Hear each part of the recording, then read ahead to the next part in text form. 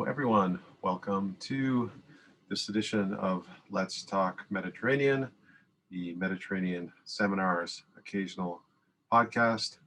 I'm Brian Catlos, and with me is Sharon Kinoshita, and we are the co-directors of the Mediterranean Seminar.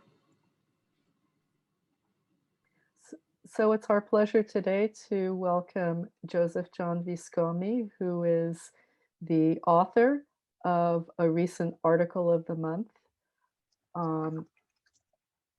Joseph works in history, classics, and archaeology at Birkbeck University of London.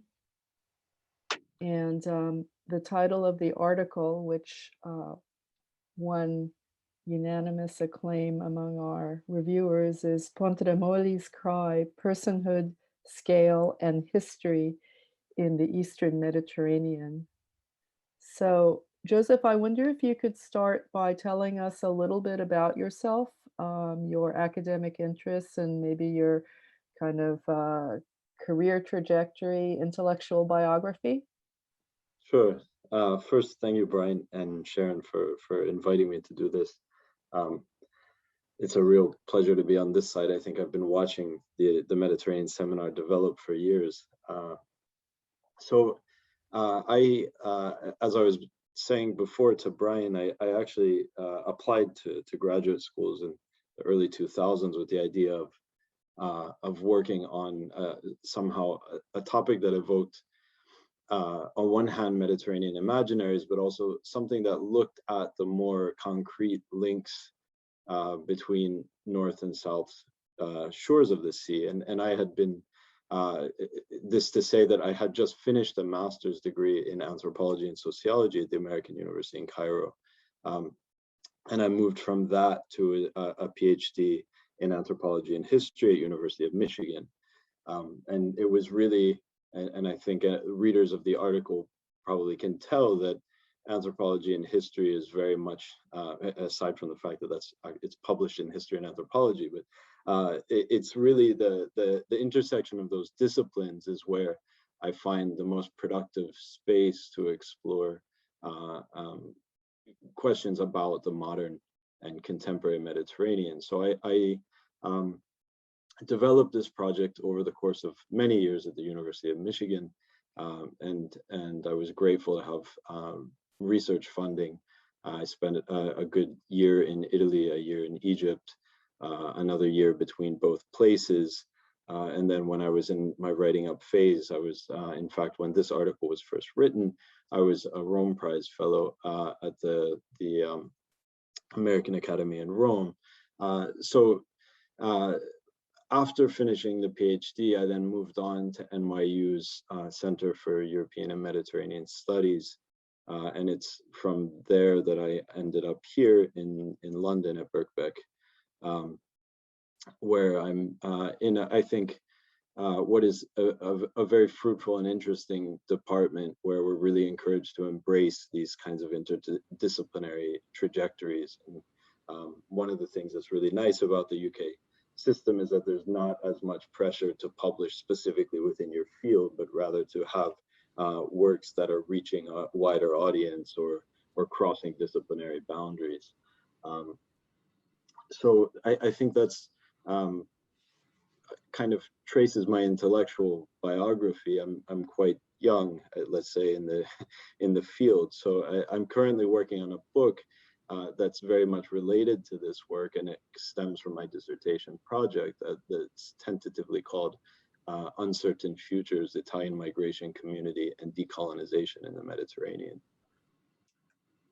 That's great. Why don't you tell us a little bit about the article itself, about Pontremoli's Cry, for those of our listeners who haven't had a chance to read it yet? Sure. So the article, and this is something that doesn't perhaps come across in the article, but I think it's an important side note.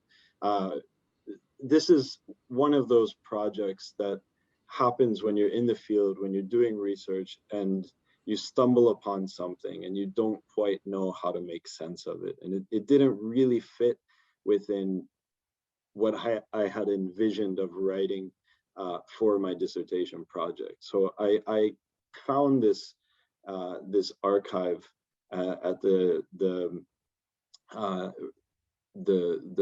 Roman archives for Jewish communities, and it was while I was searching for materials on the departure of Italians from Egypt, and this was all related to this one person, Moise or Maurizio. His name changes a number of times depending on what language he's writing in. Moise Pontremoli, who is an Italian Sephardic Jew, born in Izmir in the late 19th century.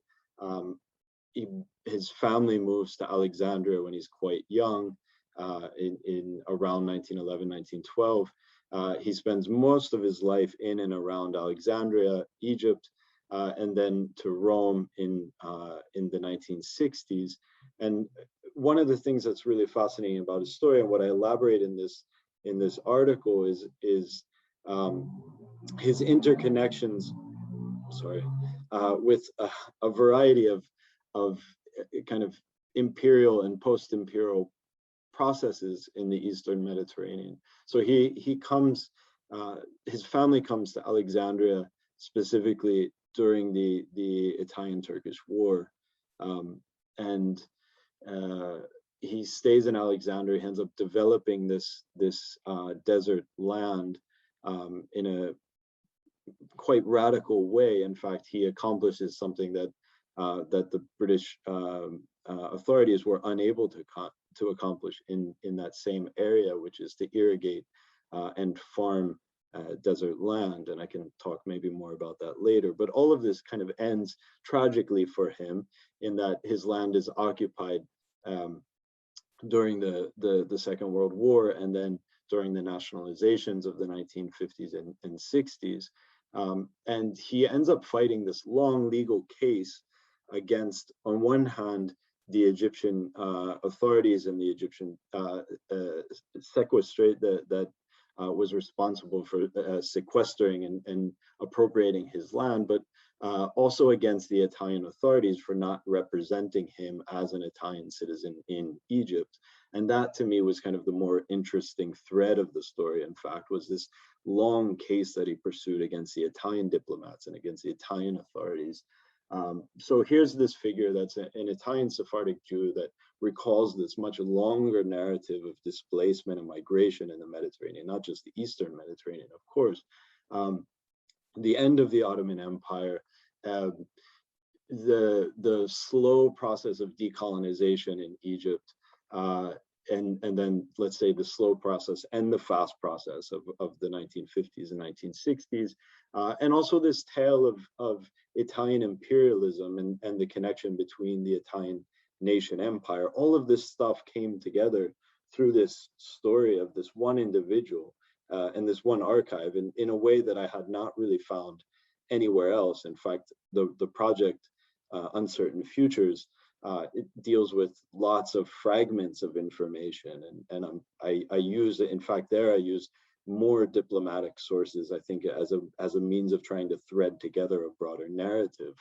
But this, following Pontremoli's life through these displacements and through the loss of land and his kind of obsessive recounting of this experience, and that's one of the things I focus on in the article, is that he was not really a passive subject in this story, but somebody who was always engaged, always writing letters, writing notes to himself. He wrote to, I mean, every politician that I could imagine. I was finding notes to Nasser, I was finding notes to Amintore Fanfani, to Italian leaders, to JFK. You know, he was just writing these notes to everyone, and he was constantly revising them. So he'd underline them in red, cross out phrases, write something like, write, what did he changed something to like Hitlerian Nazism, and the language he felt wasn't strong enough. So he was constantly editing himself and editing his language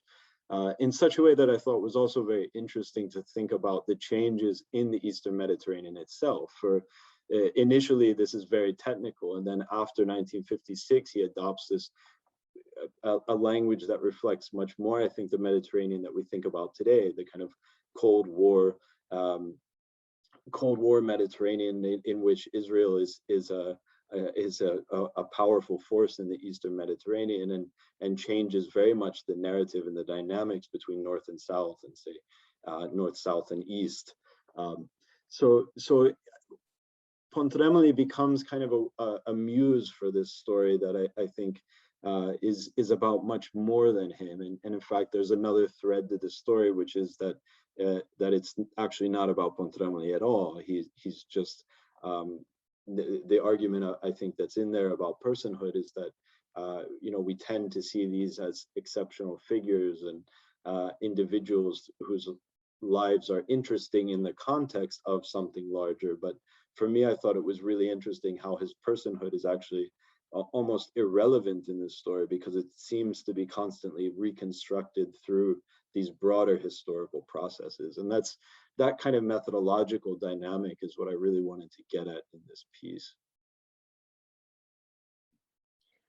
That's fascinating. Thank you. You started by saying that you stumbled across this archival source and didn't know what to make of it because it didn't fit the kinds of project that you were pursuing at the time. I wonder if you could say a little bit about what you expected to find and how this subverted or eluded the kinds of evidence that you thought you were seeking.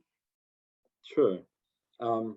So as I mentioned, the other project, and I should maybe give a little bit of background there, in that I decided to do this work, having lived in Egypt, having seen these traces or afterlives of what once was a sizable community of Italian residents, up to around 55,000 individuals at the cusp of the Second World War, let's say, when the community was at its highest population. And today there's really fewer than 200 individuals, Italian residents from this old community. There, I think, are around 5,000 Italians resident in Egypt, but many of them arrived much later, not part of this 19th century community. So knowing that there was once this very large and kind of vibrant community, at least that's how it was narrated to me, present in the architecture, present in the language, in the case of Alexandria, where you have some colloquialisms that are connected to Italian sayings. I became kind of curious about what happened to that community, about why there was no real historical or historiographical exploration of their departure. We have Joel Bainen's work on the dispersion of Egyptian Jewry, for example. Now we're starting to see a little bit more. Angelos Darakanis has written a wonderful book on the dispersion of the Greeks from Egypt. Angelos and I have done a lot of work together, as you might imagine. So I was trying to piece together the departure of this community, and I've always kind of framed myself as a historian who works on migration, but always looking at migration kind of sideways. I'm not always interested in following migrants from point of departure to point of arrival, but here I'm looking at the departure of a community that's already established. And in looking for the ends of this community, I was kind of at loss. I had several attempts to get access to Egyptian archives. Those were not very fruitful. I ended up playing around, say, on the black market of archival documents in Egypt, where I was finding newspapers, personal documents that had been circulated and sold after people's houses, for example, were liquidated or taken over, for example, during some of the nationalizations, or some houses that had just been locked up when people departed and that were eventually kind of appropriated by someone or the state.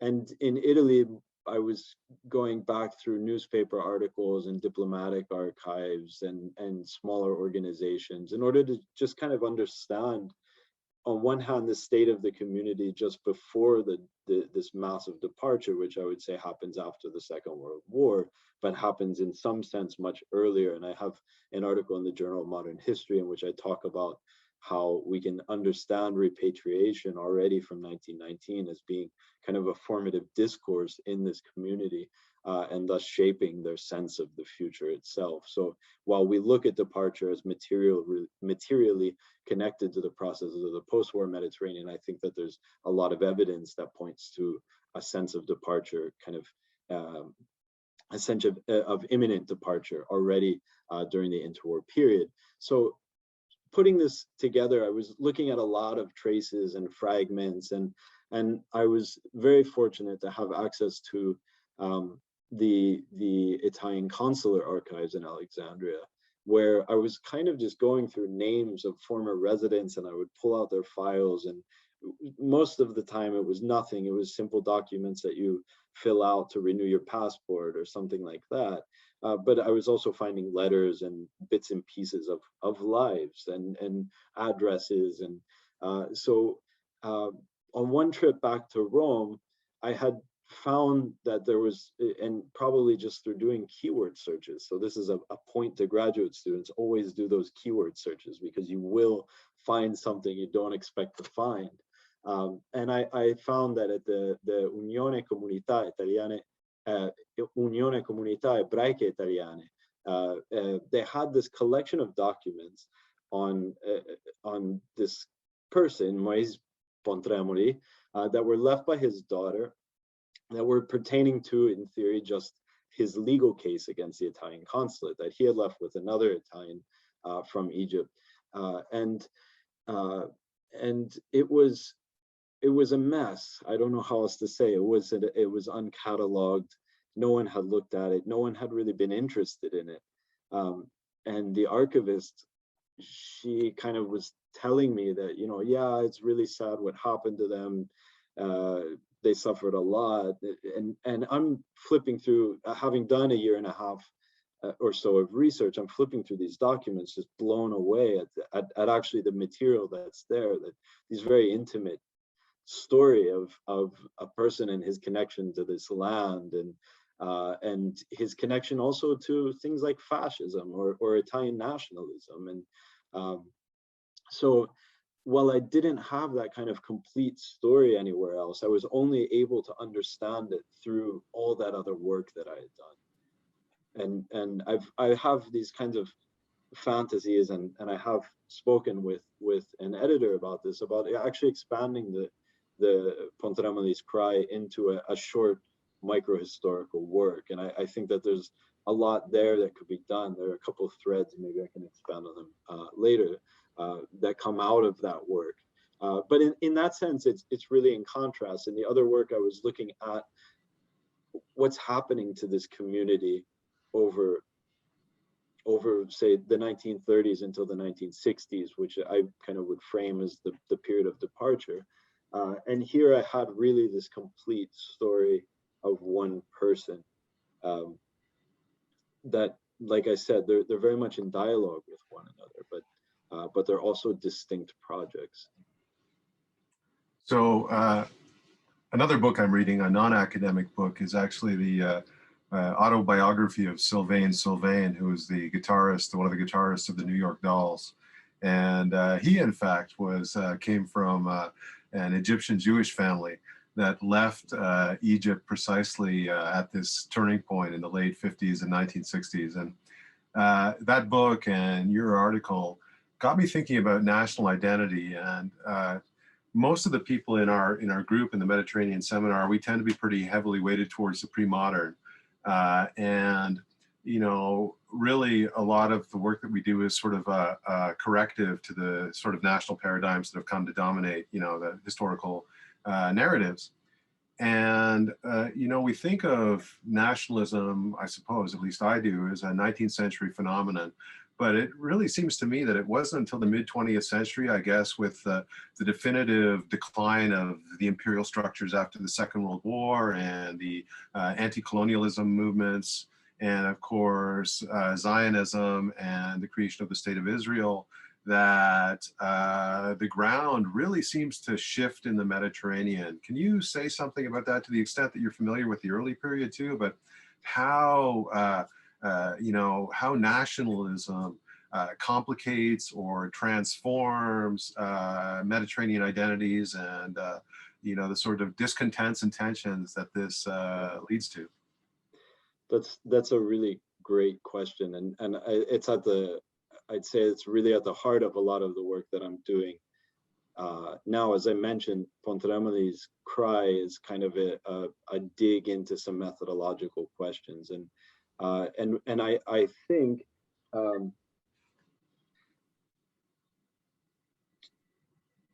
think to put it best, I think that this is a problem actually that falls on the back of modernist and contemporary historians, that that we tend to take those national categories for granted.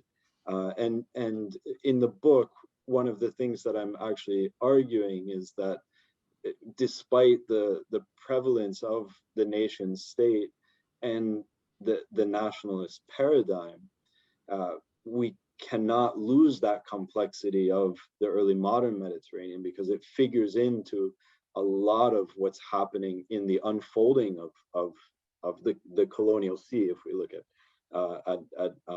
Baruta and Jekes' article, for example, on this framing of the colonial sea, that really the decolonial sea is not just breaking down into nation states, but there's a lot of stuff coming up that still conjures those earlier complexities, and I don't think that there's a very natural transition. I think that that's the fault of, on one hand, say, not so critical historiography, and on the other hand, a reliance on a lot of nostalgic work about the Mediterranean itself. And you mentioned that that memoir that you're reading. There's also Andreas Iman's work, which has shaped a lot of how people think about the breakdown of kind of the cosmopolitan Egypt. And nobody, if we're just doing audio, nobody saw my scare quotes there, but cosmopolitan was in scare quotes. But there's a whole genre that remembers this time when things were so cosmopolitan in Egypt, when things were so diverse and pluralistic, and I've often thought about my work as being anti-teleological, in the sense that one of the things I really want to understand is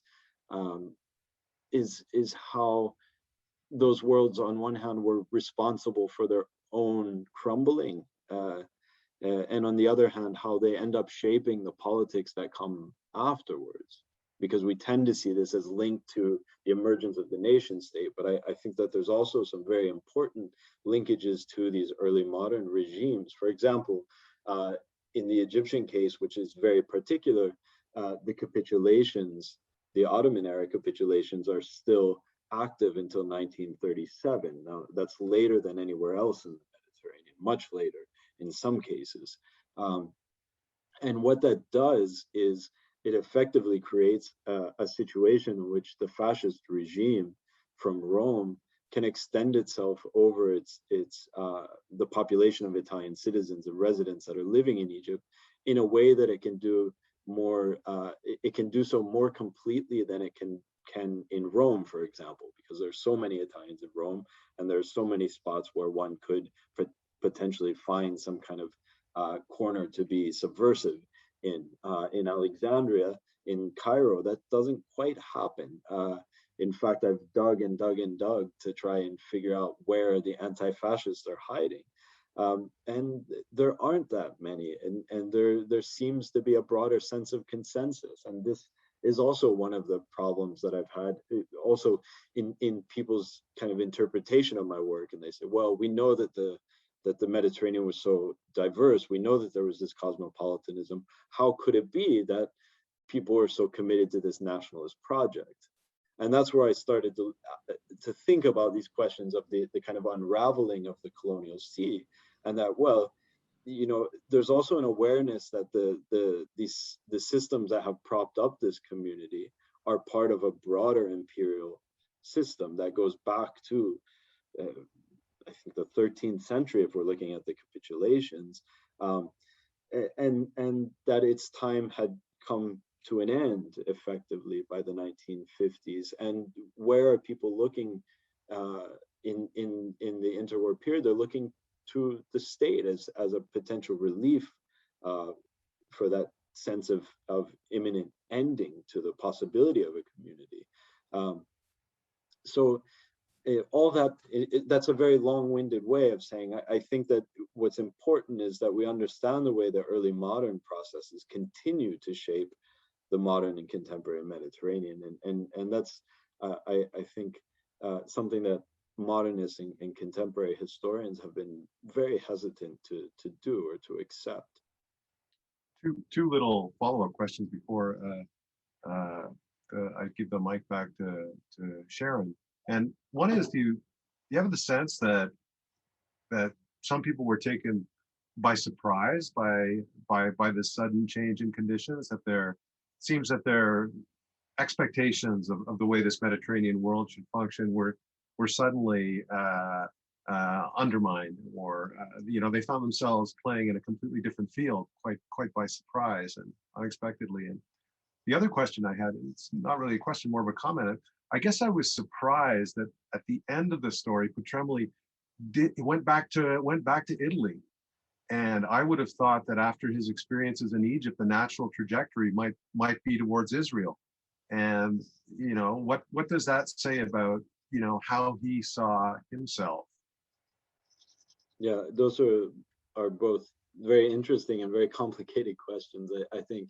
I mean, to deal with the question of surprise, I think on one hand, I expected to find that, in part because I was influenced a lot by reading those memoirs.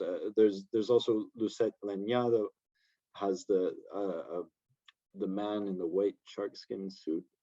I think it's called. It follows a narrative very similar to Andrea Siman's Out of Egypt, which is more widely known. Then in Italian and French, there are a number of similar narratives. Now, I think that thread of surprise comes from, say, a younger generation that left in those years in the 1950s, that perhaps was not as tuned in to what was happening on a broader political scale. Now, this is one of the things that came out of my archival digging, was that in the post-war period, in the interwar period, there was a lot of discussion about the fact that things were changing. So, the sense of surprise, I think, already in the 1930s, a lot of Italian residents start putting their money in Italian banks, start buying property in Italy. So there are some clear signs that I don't think necessarily point to some kind of ideological nationalism. And this is something very, I think, complex to flesh out in this work, because it also means pushing back against somebody that says, well, they're all card-carrying members of the fascist party, and they're investing in Italy. Does that mean that they're loyal to the cause of fascist imperialism? I think that there's a lot more pragmatism happening in this historical tale, in that there was not so much a sense of surprise as there was preparation, and people were looking to the state, whether it was the fascist state or whether it was a post-war state, the First Republic. One way or another, they were looking for some kind of resolution to this sense that their futures were no longer in Egypt. I have some wonderful documents from 1937, for example. There's a diplomat that's looking at the debates around the end of the capitulations, and he says, it's only with the end of the capitulations that Italians will truly be in Egypt. So it also kind of frames the fact that they weren't even understanding themselves necessarily. I mean, jurisdictionally, they were extraterritorial subjects, so they weren't really in Egypt jurisdictionally, but there's also a broader sense of understanding, I think, at play there, that they saw themselves as not really in Egypt in the territorial way that we might think about it. So the surprise, I think, gets written back, and this is a little bit what I was saying earlier about being kind of anti-teleological. I think the element of surprise is written into the story afterwards, and occasionally we see it echoed. For example, in Philip Mansell's book Levant, it kind of traces this trajectory of the cosmopolitan to the nationalist Mediterranean, and this story of suddenly things changing. And I think, you know, the word suddenly is probably the worst thing we could use as historians of political process, for example. So hopefully that kind of covers the surprise question. In terms of the more specific question on Pontremoli and his choice to end up in Italy despite this long battle with the Italian state, I mean, I think in large part it was because that's where most Italians from Egypt went, whether they were Jewish or Catholic. The vast majority of the Italian community ended up back in Italy. And you know, this is one of the things I loved about the story of Pontremoli was that everywhere you looked for a kind of easy or typical story, he completely evaded that you know, he pivoted everywhere, and you could never nail him down in one of these narratives. Of course, you know, he's pushed out of Egypt in this moment where you have a massive migration of Jews from North Africa that are making their way to the new state of Israel, and he doesn't do that, and he chooses to fight his battles from Rome, and I think that, you know, it reflects the complexity of this moment. I did a lot of oral historical interviews with Italian Jews from Egypt who would say, you know, we didn't want to go to Israel in the 1950s. It was a new state. We were used to this like elite cosmopolitan city life, you know. We wanted to be in Milan or Rome or something, or Paris. I mean, they wanted to be in Europe. And this is also, I think, one of the very interesting things. And I go back often to Mary Dewhurst Lewis's excellent article on Europeans before Europe, from the French Mediterranean volumes that Todd Shepard and Patricia Lorson edited, where, you know, I think that there was a really coherent sense in this community of being European, that didn't have the same kind of resonances that we think about today in terms of identity necessarily, but saw themselves as, you know, being part of a particular kind of cultural elite. And this also marks a path. You know, there's another tangent I could go down to talk a little bit about how the repatriated Italians from Egypt ended up seeing themselves as different from the Italians from Italy, for example. So they would use this phrase, Italiani d'Italia, the Italians from Italy, to talk about those other Italians who had not emigrated and experienced this wonderful cosmopolitan world of Alexandria and Cairo. And they also use this in a very denigrating way, for example, to the Italians, like myself, to Italian Americans. So I often was kind of pulled into this story of, you know, we weren't like you and, you know, the Italians that went to the US and brought the mafia and did all this. Of course, there was corruption. There was plenty of corruption in Egypt. And there was also organized crime in Egypt. So that's part of the myth of this community being this wonderful elite paradise. Fantastic. So I have, I just wanted to riff on 3 terms or concepts that you introduced in the course of your summary. And in my mind, they're somehow related, although I don't think there's a coherent question behind it. So I'll just let loose and see how you react. One is that you mentioned fragment a couple of times in talking about the archival sources that you were coming across. And that caught my attention both because I'm coming from the discipline of literature, and second of all, because one metaphor that I've often used for Mediterranean studies and the way that it can help reformulate whatever picture we get from more traditional disciplines is that of a kaleidoscope with all the little pieces. And, you know, you turn the kaleidoscope and all the pieces rearrange themselves into a different pattern. So I thought that that might serve as an interesting kind of way to think about your whole project and what you're doing with these different the miscellany really of what you're finding across these various archives. So the second thing was your insistence on narration, and you talked about Pontremoli's obsessive recounting of his story, or obsessive petitioning as well, because and what caught my attention here is that the kind of moves and the kind of situations you describe, I think, Brian and I feel are not that strange for the medieval or pre-modern Mediterranean. But what we by and large don't have from our era is this first person narration or attempt at self-fashioning or whatever you want to call it.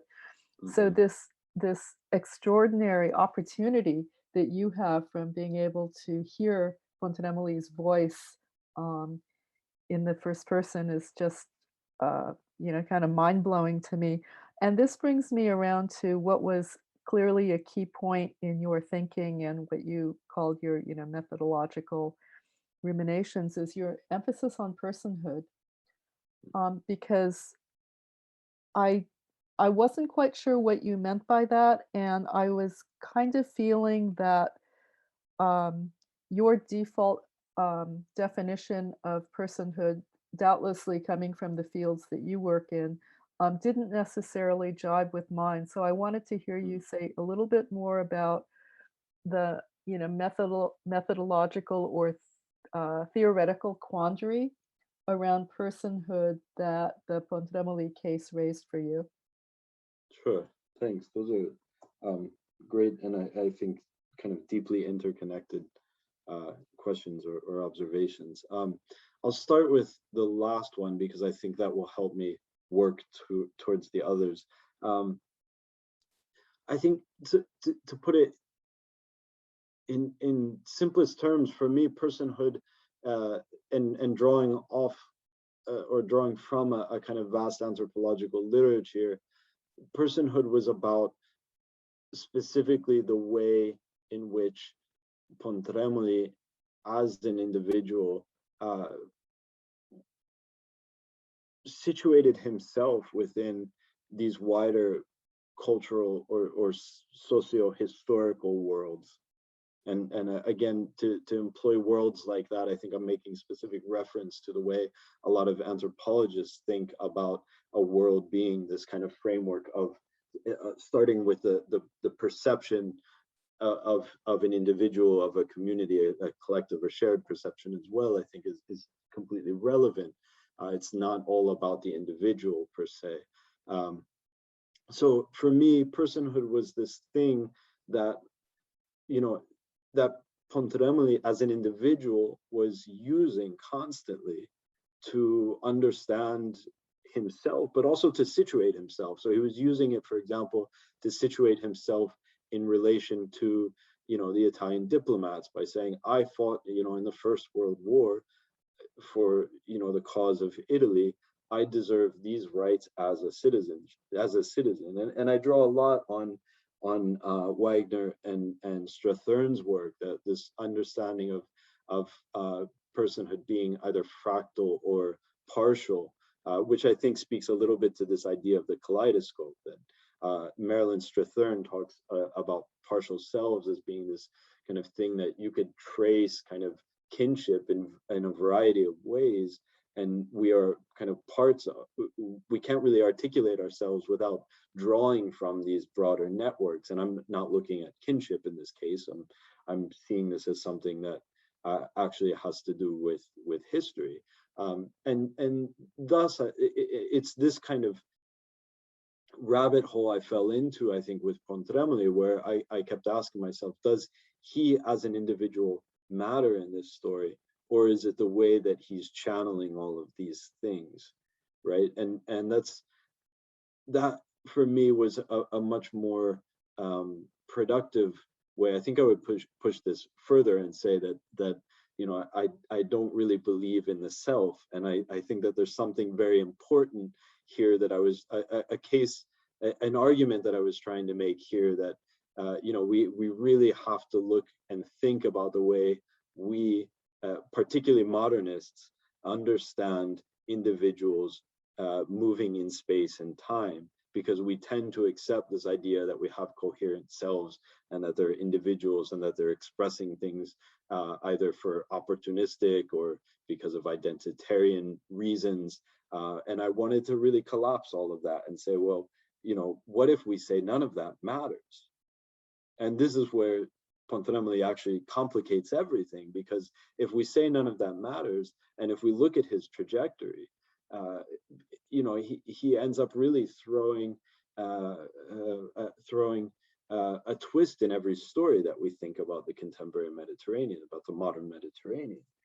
So personhood for me was really a way of kind of teasing out some of those complexities, I think. I should also note that I've been pushed back by many people that insist that Pontremoli is an individual and that, this is an important story. And I often think it's very interesting, and maybe this is part of the future book. But I think it's interesting the way in which those tend to be attempts to claim Pontremoli for another story, right? It's, Pontremoli's story, for example, reflects the story of Jewish displacement in the post-war Mediterranean. And I've had this claim thrown at me a number of times where I said, well, I can understand that narrative, but at the same time, Pontremoli himself, just like, Brian said, he goes to Rome and he fights his case from Rome, and he fights it as an Italian in relation to the Italian state, the Ministry of Foreign Affairs, the diplomats who are in Egypt, So is it true that that's the narrative that we choose to extrapolate from this story, or not? So I think the question of personhood is actually a very good way of teasing out some of these. And that, I would say, brings me back to the two questions that you had, the kind of obsession with narration and the fragment or the archive. And here, I think, is another occasion in which modernists could really learn from medievalists and early modernists, in that it's true, we have a wealth of documentary evidence, and that helps us fill in, I'd say, a lot of gaps, but it also, I think, often modern and contemporary historians use it as a crutch, and think that because we have all of these documents, we actually have to think less about how they fit together. And that's where I think a lot of the work that goes into understanding medieval and early modern history is something that modernists and contemporary historians really need to embrace in thinking about how we place together our narratives, how we think about individuals or communities moving in space and time, and how we think about issues of identity or displacement or even regional belonging. I mean, these kinds of things. We have this feeling that, well, there's so many sources, and if you haven't seen that document, then you don't understand it or whatever. But it at the end of the day, it's always fragmentary, because you can't have every document on every story that you're telling. And even if they think that, even if a modernist or contemporary historian thinks that they have an exhaustive list, we know that they haven't. So I think that there's something there that's really, really important. And Pontremoli for me is also, I think, an attempt to do a micro history of modern history. It's true, I could sit this story in so many different narratives, and I would have a lot of historiography to help me do that. But what was very curious to me was the way it also fit very comfortably in this other story that is not there, and that is not told as commonly. And I think, some of this I think is the point of a lot of Carlo Ginzburg's work, and thinking about how we construct these stories based on evidentiary claims. It's about reading the archives. It's about slowly reading the documents rather than very quickly trying to assemble some kind of broad narrative. So hopefully that kind of covered all of that. Yeah, no, that was great. And in that sense, your moment of of the lack of fit of your initial find was the most productive intellectual moment you can have. I just wanted to throw in, as far, the element of surprise that Brian brought up, that a book that occurred to me that fits that paradigm also, but outside the Jewish context, is Leila Ahmed's Border Passage, because she Mhm. talks about going away to study in England, and the Egypt that she returns to is different from the one that she left. And just to close with a ridiculously broad question, especially since anthropology is one of your major influences. I wonder if you could talk about, or just say something about, in anthropology, Mediterraneanism has had, or had for a long time, a kind of bad name, and the critique that of Michael Herzfeld and so on and so forth.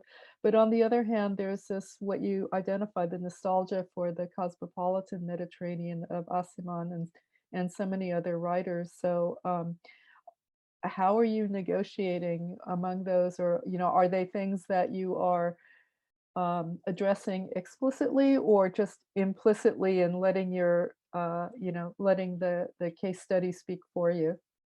Hmm. That's a really great question.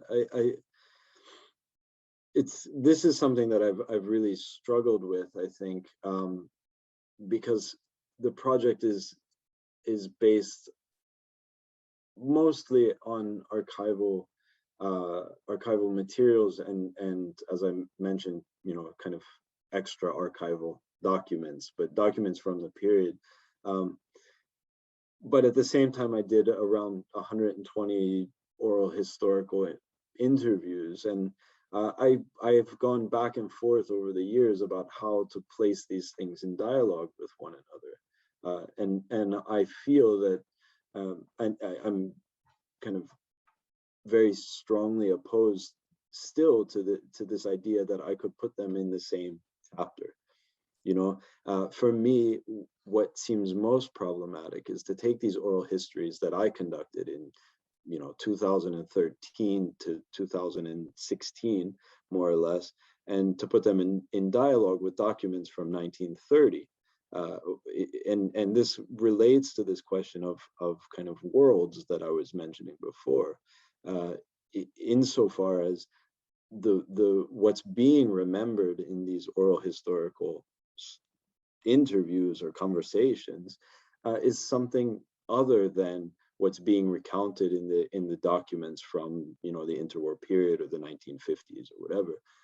So the way that I've chosen to deal with this dissonance, I would say, and to work against the teleology of starting with the end, starting with the present, for example, is by keeping them separate and letting that tension shape the narrative of the book itself. So I actually have kind of short excerpts of oral historical accounts that I frame in more concise kind of vignette form almost, and they're often reflecting on a historical period on which a larger chapter is based, and then I go back in that chapter to documents that are coming from that period itself. So while the narrative moves in the historiographical sense from the 1930s until the 1960s, more or less, there's also this other temporal layer to it that is the present and the remembering of that past.